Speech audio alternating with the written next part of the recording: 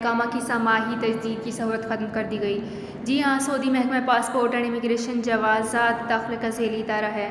ایسے غیر ملکی جو انفرادی ویزے پر مقیم ہیں، ان کا اقامہ کم از کم 1 برس کے لیے ہی تجدید کیا جاتا ہے، اس سے کم ان کا اقامہ تجدید نہیں ہوگا۔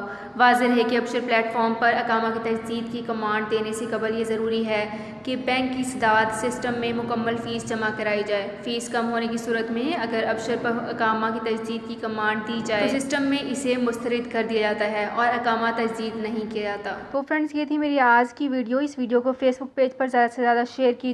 شکریہ۔